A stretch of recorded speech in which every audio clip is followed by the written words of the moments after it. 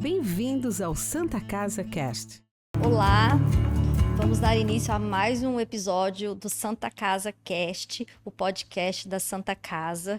Hoje estamos aqui com o Dr. Diogo, infectologista. Muito obrigada, Dr. Diogo, bem-vindo ao nosso podcast. Quero agradecer inicialmente a sua presença. Hoje o nosso assunto vai ser em relação à AIDS. Há tempos dá a impressão que a AIDS foi um pouco esquecida, doutor Diogo. Eu estou, errada e eu gostaria que você se apresentasse também, né? Nós trabalhamos aqui na clínica de especialidades da Santa Casa, mas gostaria que você se apresentasse também e depois já começa aí a me falar se eu estou errado ou não. Tá bem. Meu nome é Diogo, sou infectologista.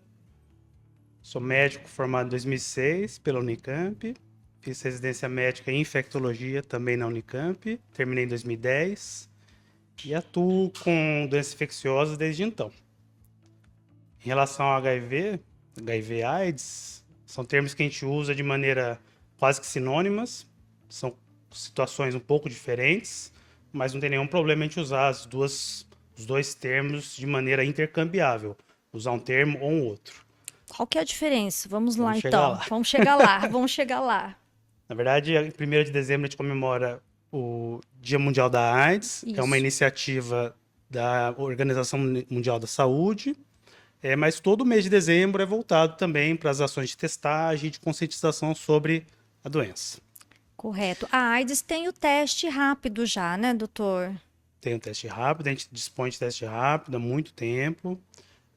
O teste rápido é oferecido nas unidades de saúde da cidade, é oferecido em algumas farmácias, inclusive, feito sob demanda, então o paciente só procurar, não precisa dar explicação, não precisa falar por que ele quer fazer o exame, é só ele falar, eu desejo fazer o exame porque eu tenho interesse em saber meu estado sorológico. Não precisa ter um encaminhamento médico. Não precisa ter encaminhamento médico de forma alguma, é uma procura espontânea. Então, se eu quiser, eu posso amanhã buscar uma unidade básica de saúde, um posto de saúde do meu município e procurar por esse teste, correto? Correto, é isso mesmo. E tem um nome ou...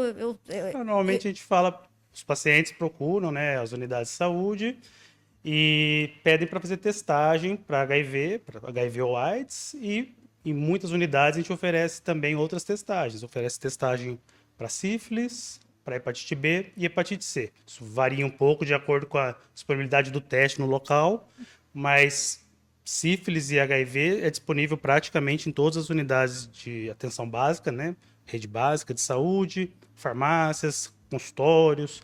Inclusive, se o paciente quiser ir no laboratório, falar que ele quer fazer o exame de HIV, ele vai ser feito, não precisa ter um pedido médico, porque é um exame de interesse da pessoa. Ok. Falando sobre, que você me perguntou antes, né, sobre a importância a relevância do HIV, né, se é importante. Apesar de ser uma condição que a gente ouve falar cada vez menos, a gente, como infectologista, tem uma dificuldade em entender por que isso está acontecendo, por que isso foi tão negligenciado, parece que está sendo, de certa forma, negligenciado. Isso, eu usei o termo esquecido, mas essa é a impressão, não se fala mais. Sim. Até quando eu fui buscar, né, para fazer o podcast, eu mesma tive essa indagação. Sim. Será que é valioso o tema? Sim. É muito valioso, não é uma condição negligenciada pelo Ministério da Saúde, pelos governos em geral. É uma condição que a gente sempre tem trabalhado, todo mundo tem trabalhado muito afinco, mas, de certa forma, a população, em geral, deixou isso um pouco de lado. Isso por vários motivos, né? O HIV já é uma condição um pouco antiga, ele foi descoberto em 1981, os primeiros casos, o vírus foi isolado em 83, então ele já é uma doença um pouquinho mais velha, e que, de certa forma, acabou sendo esquecida por conta da melhora do tratamento. Mas ainda não temos cura, correto? Não temos cura. Temos um tratamento muito efetivo, altamente eficaz, mas cura a gente não dispõe. Só que esse tratamento efetivo, de certa forma, cria uma percepção, às vezes, um pouquinho errada para a população de que não existe mais a doença, que as pessoas não adoecem mais. E adoecem, infelizmente. É claro que, hoje em dia, quando o tratamento é feito precoce, a gente tem uma excelente resposta, uma excelente taxa de sobrevida e a pessoa leva uma vida normal. Mas o primeiro recado que eu queria deixar é a importância da testagem. Eu acho que é o principal recado. O HIV, você me perguntou a diferença do HIV para AIDS, né? Isso. O HIV é aquela pessoa que não tem sintoma nenhum, é uma pessoa absolutamente assintomática. Então, um homem, uma mulher, um travesti, um transexual, qualquer pessoa que não tem nenhum sintoma. Não tem perda de cabelo, não tem emagrecimento, não tem mancha no corpo. É uma pessoa absolutamente sem nenhum sintoma. No entanto, essa pessoa ela tem um exame positivo para o HIV. Então, ela faz o teste rápido. O teste rápido, se a gente fizer o protocolo correto, 2 testagens, com exames diferentes, a gente já pode confirmar o diagnóstico de HIV naquele momento. Então, se a pessoa for numa OBS, fizer o primeiro exame, ele vier positivo, vai ser feita uma segunda coleta de sangue no mesmo momento, como o exame de glicemia, né? Sim. Ponta capilar. Vai ser feito o segundo exame. Se esse segundo exame vier positivo, já é confirmatório do HIV. A pessoa já tem o diagnóstico de que está vivendo com HIV. E a gente considera hoje em dia o HIV não é uma doença, a gente considera uma condição, uma situação imunológica, sorológica, mas não uma doença propriamente dito. E nesse momento eu transmito, doutor? Transmite. Eu transmito, mesmo sem estar com sintomas. Sem estar. E daí, se aquela pessoa passa muitos anos, alguns anos, né, 4, 5, 6, 8 anos, com esse vírus se multiplicando, sem o tratamento adequado, ela vai evoluir para uma situação que é a que a gente chama de AIDS, que é realmente aquele quadro mais exuberante, que foi mais visto no começo da epidemia, né? Com perda de peso, múltiplas infecções, diminuição do cabelo, mudança do tom da pele. Queda muito grande de imunidade, e aí várias pneumonias. As famosas infecções oportunistas, Isso, exatamente. Isso. Então, o que diferencia a gente falou, então, do HIV, que é uma condição, e da AIDS como uma doença. As duas são muito importantes. A gente quer sempre em saúde pública, né? Infectologista gosta bastante de saúde pública. Sim. A gente sempre quer diagnosticar essas pessoas no primeiro momento. No momento que ela ainda está só vivendo com HIV, que ela só tem um estado sorológico para HIV positivo, que o vírus é detectado, mas que ela não tem nenhuma doença. Porque iniciar o tratamento nesse momento é muito mais proveitoso, muito melhor para o indivíduo, né? E para a qualidade de vida da pessoa, que não chega a adoecer. Quem iniciou o tratamento, a probabilidade dela adoecer é praticamente zero. Acho importante deixar esse alerta, porque eu mesma anualmente faço, né, os meus exames de rotina e eu lembro de ter feito o teste pro HIV quando eu estava grávida, gestante. Sim. Meu filho hoje tem 10 anos, eu nunca mais busquei, né, fazer o teste. E eu acredito que aconteça isso com uma grande maioria, e homens mais ainda, porque a mulher ainda faz aí na gestação, quando faz esse controle, o homem, né, não fica gestante, não faz. Acredito eu que talvez nunca na vida tenha testado. Né? Hoje em dia existe uma iniciativa, né, que chama pré-natal compartilhado, do parceiro, da parceira, das parcerias sexuais, que o homem é convidado a participar do pré-natal da esposa. E nesse momento é feita a testagem. É uma prática muito comum, mas infelizmente nem todo homem busca essa oportunidade, né? Não aproveita essa oportunidade, mas também tem sempre essa possibilidade. É um grande momento que a gente também vai atrás dos homens para fazer esse diagnóstico. Porque a impressão que eu tenho, me corrige se eu estiver errada, é que os casais, por ter um parceiro único, deixam de se preocupar com o HIV. E a gente sabe que não é só através da relação sexual. Sim. Correto, doutor? Correto. O HIV é transmitido de 3 formas, principalmente, né? Ele é transmitido por via sexual, relação sexual desprotegida, que a gente chama. Ele é transmitido também por compartilhamento de objeto contaminado com sangue. Então, tatuagem que foi feita de maneira inadequada, um objeto de dentista, um objeto médico que não foi esterilizado adequadamente, material de manicure, de pedicure, de podologia, esses materiais que foram também não foram esterilizados da maneira prevista.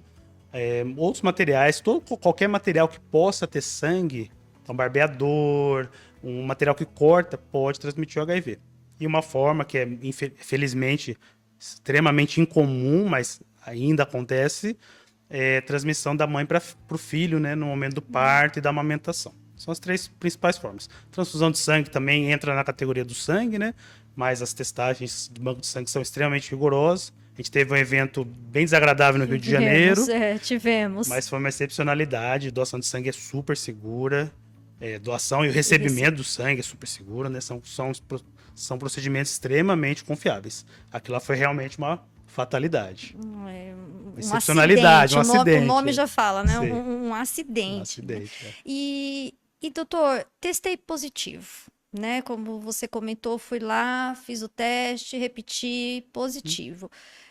Qual é o próximo passo para que a gente tenha aí uma garantia de uma sobrevida maior e de uma qualidade de vida, né, boa ou melhor? Qualquer paciente que vai iniciar tratamento, ele tem direito a tratamento custeado 100% pelo SUS.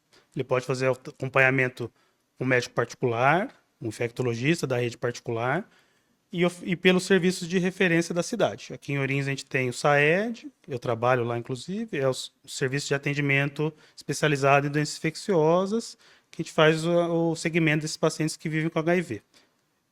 De qualquer forma, independente de onde o paciente siga, se ele seguir no SAED ou numa clínica particular, ele tem direito a retirar medicamento todo custeado pelo SUS. Desculpa, cortei. Né? É ainda aquele coquetel chamado antigo? A gente chama coquetel, né? O coquetel, na verdade, começou em mais ou menos em 1996. Ah, pronto, entregou a minha idade.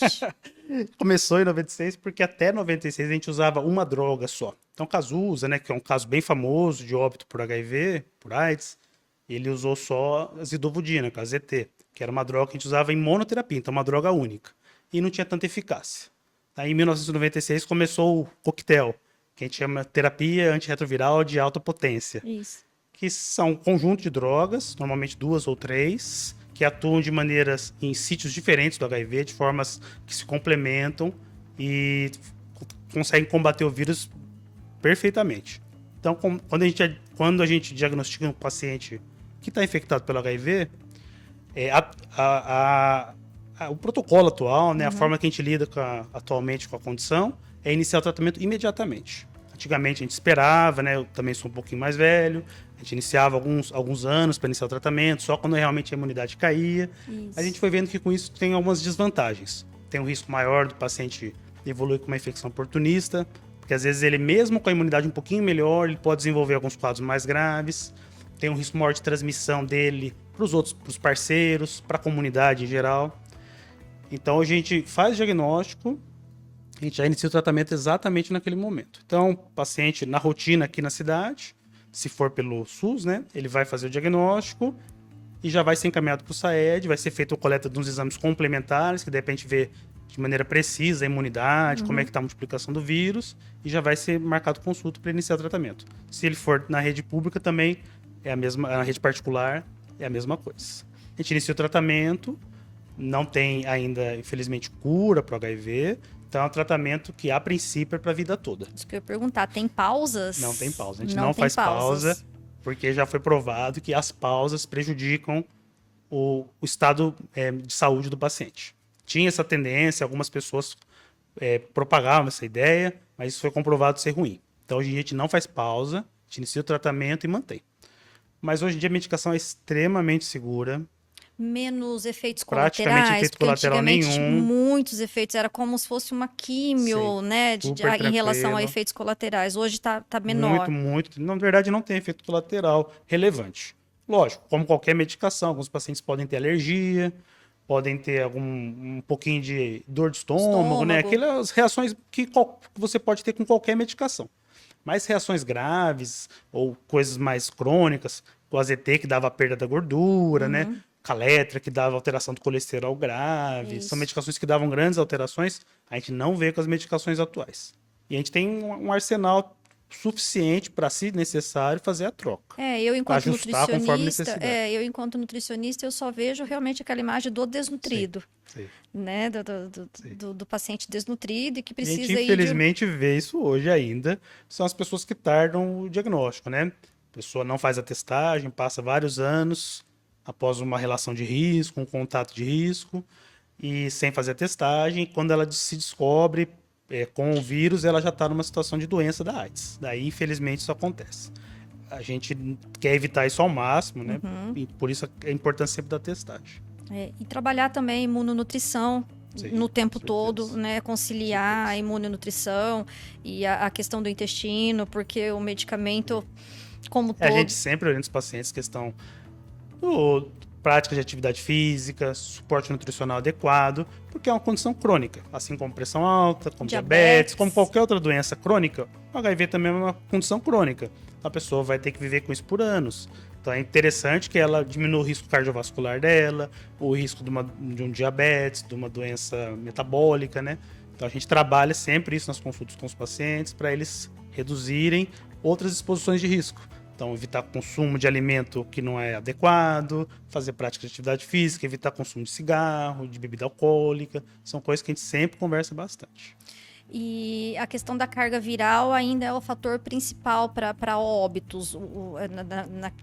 Desculpa, deixa eu reformular a pergunta. A redução da imunidade e aí a presença de um aumento de alguma carga viral, uma pneumonia, ainda é o motivo principal do óbito relacionado ao paciente soro positivo? Sim. Os pacientes, quando eles iniciam o tratamento, a gente sempre segue 2 parâmetros, que é a contagem do CD4, que é a imunidade do paciente em si. Então a gente quer que isso suba, né? Sim. Quanto mais baixo, maior o risco dele de adquirir uma infecção oportunista, uma doença grave. E a carga viral, como o nome já diz, é a quantidade de vírus que tem no sangue. Então a gente quer, na verdade, zerar. Com o tratamento, em geral, a gente consegue zerar em 3 meses. Olha. 3 meses o paciente já fica com a carga viral que a gente chama indetectável.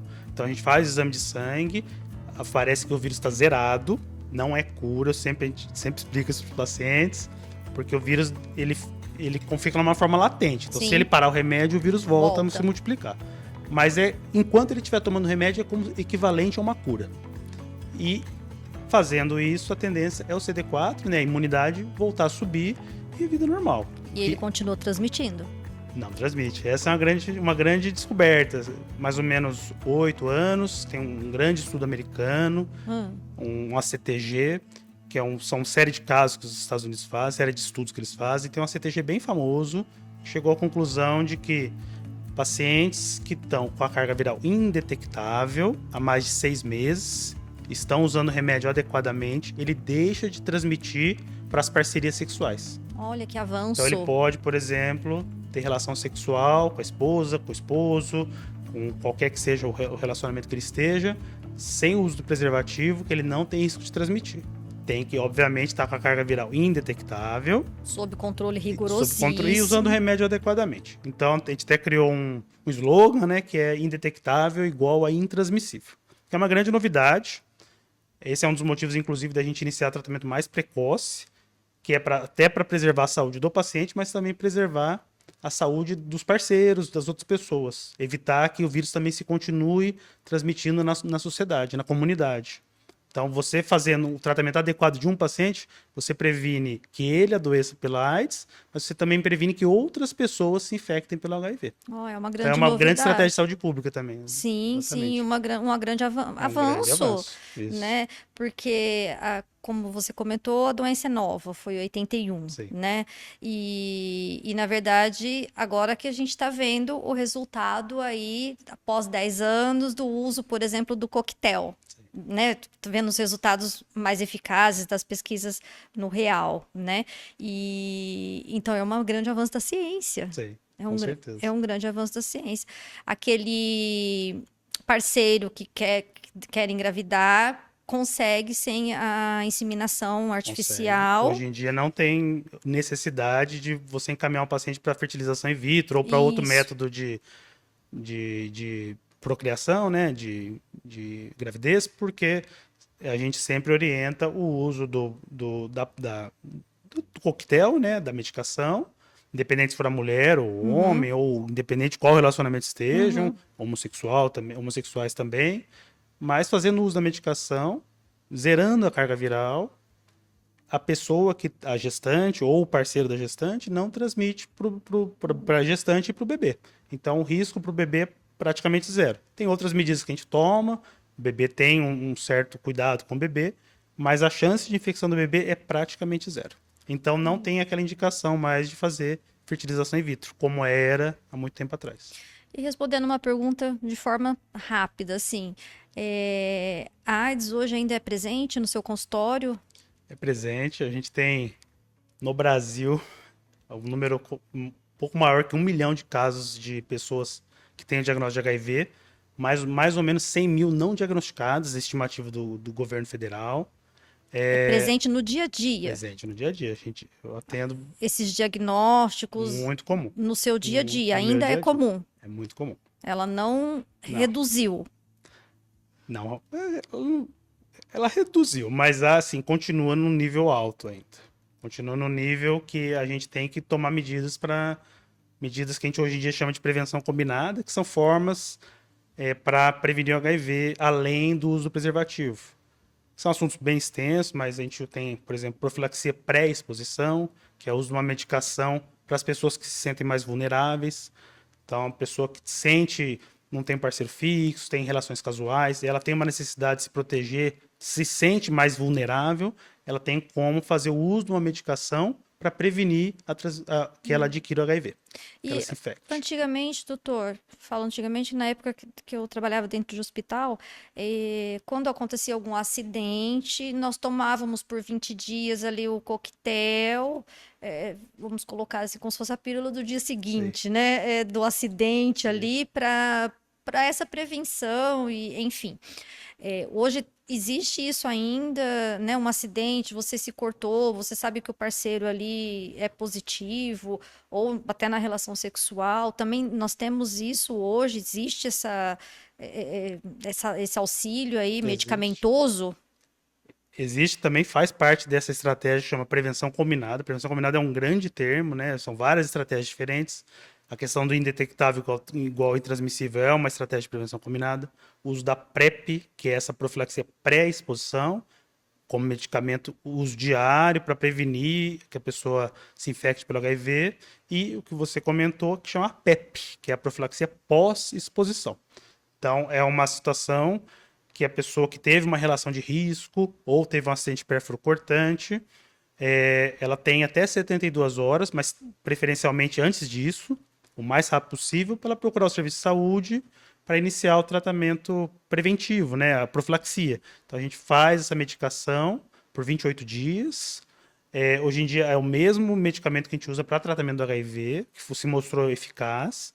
E se ela iniciar isso o mais precoce possível, por exemplo, após 2 horas da exposição, após 2 horas do acidente, ou após 2 horas que ela teve uma relação sexual desprotegida, ela tem uma chance de não adquirir HIV superior a 90%. Então, é uma excelente estratégia também.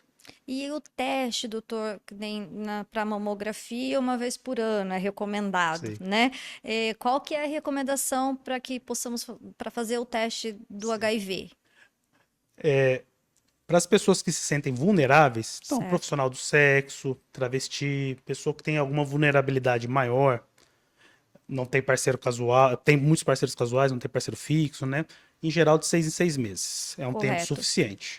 Claro, se a pessoa se sentir mais exposta, ela pode repetir a cada 3 meses. A gente tem como fazer isso na rede, não tem nenhuma dificuldade.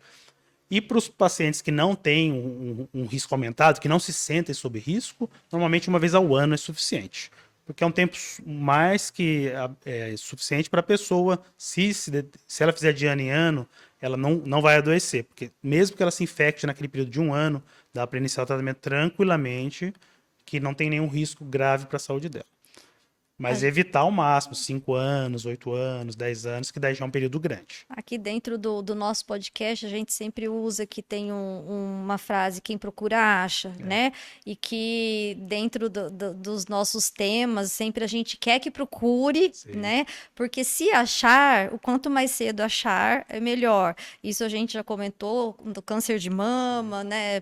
Câncer de próstata, já falamos também para o câncer de pele, do dezembro laranja, e para o HIV, acho que a gente mantém essa, né, vamos procurar, né, não queremos achar, porém, É muito melhor fazer a detecção precoce, e muito melhor mesmo. Qualidade de vida do paciente, boa resposta ao tratamento. É infinitamente melhor a detecção precoce. E para a relação sexual, ainda é a camisinha. Ou temos algo aí novo já, temos algo coadjuvante à camisinha. A gente usa na prática, né? A gente usa a camisinha externa, camisinha interna, essas antigas camisinhas feminina e masculina. Mas hoje em dia, questão de para inclusão de outros gêneros também, Sim. questão da gente preservar a diversidade, a gente usa esses termos. A gente pode usar lubrificante também, que também ajuda bastante, principalmente lubrificante com espermicida associado. O uso da PrEP é uma estratégia muito forte, que tem tido excelentes resultados. O uso da PrEP, por exemplo, em pessoas que têm vulnerabilidade, pode reduzir em até 95% a chance de transmissão da HIV. Claro, o tratamento das outras ISTs, né, das outras infecções sexualmente transmissíveis, também é um grande fator para a prevenção do HIV. Porque a pessoa que está com uma outra doença, como gonorreia, como herpes, ela tem um risco muito maior de transmitir ou de se infectar pelo HIV. É pela lesão em Pela si, lesão, localizada. exatamente. Isso. Tem uma exposição maior da pele, da mucosa, então aumenta muito o risco. Então a gente sempre... a gente faz uma triagem também e a gente sempre insiste também para as pessoas tratarem sífilis, tratarem gonorreia, tratarem as outras patologias, né, para evitar que isso também aumente muito o risco dela para outra. Uma IST aumenta o risco para outra. E infelizmente a gente não quer que chegue nesse formato, mas nós temos que falar dos sintomas, né? Se eu infelizmente não descobrir aí pelo teste de forma antecipada, quais seriam os sintomas que me fariam buscar, no caso a consulta, o infectologista, para descobrir aí através de uma consulta, como que você detecta isso, que tem aquele, né, pode ser um teste positivo? O HIV em si, né, a infecção pelo HIV, ela é quase sempre assintomática. Pode dar alguns sintomas, como uma febre baixa, com duração de alguns dias, manchas no corpo, aumento dos gânglios, mas é um quadro normalmente curto, logo depois que a pessoa se infecta, né? Isso dura 30, 60 dias e vai embora. Aí a pessoa vai passar vários anos, normalmente, sem sintomas, sem nenhuma manifestação clínica, e lá na frente ela vai começar a ter, antes de ter AIDS, ela pode ter algumas manifestações. Normalmente, uma possibilidade é o herpes zoster, cobreiro, né, que é uma lesão de pele, dolorosa. Outra possibilidade é candidíase, que começa a aparecer com muita frequência. Então, aquela pessoa que tem candidíase vaginal, candidíase peniana, o sapinho, né? Candidíase na boca, são condições que não são consideradas infecções oportunistas, mas que já mostram que a imunidade está um pouco comprometida. E daí, quando realmente a pessoa está com a AIDS mesmo, com a doença, aí são infecções mais graves. São infecções pulmonares, como tuberculose, pneumocistose, algumas meningites, algumas infecções do sistema nervoso central, a candidíase daí dentro do estômago, dentro do esôfago, que é um quadro bem mais grave também, e perda de peso, aquela perda de peso inexplicável, superior normalmente a 10% do peso, né? Então a pessoa pesa 80 quilos, de repente ela cai para 70 quilos, de maneira inexplicável. O câncer de pele também, o sarcoma de Kaposi, né? E outras manifestações. Mas quando a pessoa tem realmente esse tipo de coisa, aí já é um momento mais delicado. Lógico que a gente vai tratar, iniciar o quanto antes o tratamento, mas é um momento mais delicado. Muitas vezes precisa de internação, é um quadro que pode deixar sequela, a pessoa fica com uma limitação. Então é por isso que a gente sempre insiste, né, na testagem. Como o nosso podcast é voltado para a educação em saúde, eu sempre retomo a questão do autocuidado. Não é, doutor? E buscar sempre a ajuda médica, e você pode buscar um infectologista também para fazer o seu check-up. Né? Tô errada? Não. De jeito nenhum. Buscar um infectologista para fazer esse check-up, né? Estou me cuidando, quero fazer verificar aí a questão imunológica. Como eu tô, sim. Né, doutor? O infectologista é um clínico também, a gente acaba fazendo de tudo. A gente trata hipertensão, a gente trata diabetes. Claro que eu não tem profissionais às vezes mais qualificados, mas a gente é clínico, a gente trata tudo também. Então a gente orienta sempre as pessoas a buscarem esse autocuidado consigo, né? E aproveitar a nossa clínica aqui de especialidades, que nós temos vários médicos de várias especialidades diferentes, e aqui eles podem ter esse atendimento, né, doutor? Se precisar da nutrição, estarei aqui. Se precisar da psicóloga para auxiliar, principalmente quando tem esses diagnósticos, né? Normalmente precisa de ajuda psicológica junto, para atender ali aquele momento. E eu gostaria que você deixasse uma mensagem ao todo em relação a esse autocuidado, à saúde, para as pessoas buscarem, né, essa melhor qualidade de vida. As ISTs em geral, né, um tema muito relevante na infectologia, elas são muito melhores tratadas e conduzidas quando testadas e descobertas no início. Então, acho que eu tenho falado desde o começo, né, da testagem precoce. Então, testagem para hepatite B, testagem para hepatite C, testagem para sífilis e testagem para HIV. É o mínimo que a gente faz em relação às ISTs, que é um grupo bem relevante de doenças, muitas vezes assintomáticas, então a pessoa não tem sintoma, não sente nada, mas ela só vai descobrir no exame laboratorial. Por isso a importância da gente fazer esse cuidado, essa prevenção, claro, em primeiro lugar sempre, mas no segundo momento também o diagnóstico precoce. Vamos ficar atento à prevenção sempre, Com não certeza, é, doutor? com Quero agradecer muito sua participação prazer no nosso podcast, a deixar um convite aqui para outros assuntos. Nós optamos em fazer um podcast mais rápido, mas tem muita coisa ainda para ser discutida, e já fica o convite aqui em aberto. Muito obrigada, doutor Diogo. Muito obrigado, eu que agradeço. Obrigada, até o nosso próximo podcast.